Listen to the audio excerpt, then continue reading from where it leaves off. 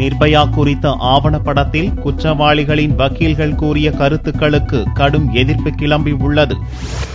டெல்லியில் நிர்பயா என்று பெயரிடப்பட்டுள்ள மருத்துவ மாணவி கற்பழித்துக் கொல்லப்பட்ட சம்பவத்தை சித்தரிக்கும் இந்தியாவின் மகள் என்ற டாக்குமெண்டரி படத்தை பிபிசி இந்தியா தவிர உலகம் முழுவதும் புதனன்று இரவு ஒளிபரப்பியது. நீதிமன்ற தடையை மீறி ஒளிபரப்பியதற்காக பிபிசிக்கு மத்திய அரசு நோட்டீஸ் அனுப்பி நடவடிக்கை எடுத்துள்ளது. நிர்பயா வழக்கில் தூக்கு தண்டனை பெற்ற குற்றவாளிகளின் சார்பில் ஆஜரான வக்கீல்கள் எம்எல் சர்மா, ஏகே சிங் ஆகியோர் டாக்குமெண்டரி படத்துக்காக அளித்த பேட்டியில் நிர்பயா நடத்தை குறித்தும் இந்திய பெண்கள் குறித்தும் சர்ச்சைக்குரிய சில கருத்துக்களை கூறியுள்ளனர். இதனால் அவர்களுக்கு கடும் எதிர்ப்பு கிளம்பியுள்ளது. வக்கீல்களாக பணியாற்ற அவர்களுக்கு தடை விதிக்க வேண்டுமென மூத்த சட்ட வல்லுநர்கள் KDS துளசி, மத்திய அரசின் முன்னாள் கூடுதல் சொலிசிட்டர் ஜெனரல் ராஜு ராமச்சந்திரன் உள்ளிட்ட பலரும் வலியுறுத்தியுள்ளனர். இந்திய பார் கவுன்சில் தலைவர் மன்னா குமார் மிஸ்ரா தொழில் தர்மத்தை மீறும் வகையில் இரு வக்கீல்களும் நடந்து கொண்டிருப்பதாகவும் இது தொடர்பாக விசாரணை மேற்கொண்டு அதன் அடிப்படையில் நடவடிக்கை எடுக்கப்படும் என்றும் கூறியுள்ளார். இதற்கிடையே தன் மகளை பற்றி இழிவான முறையில் கருத்து கூறிய வக்கீல்கள் மீது அரசு ஏன் நடவடிக்கை எடுக்கவில்லை என்று கொல்லப்பட்ட மாணவியின் தாய் கேள்வி எழுப்பியுள்ளார். அதே நேரம் மாணவியின் டாக்குமெண்டரி படத்துக்கு விதிக்கப்பட்ட தடையை நீக்க வேண்டும் என பத்திரிகை செய்தி ஆசிரியர்கள் அமைப்பான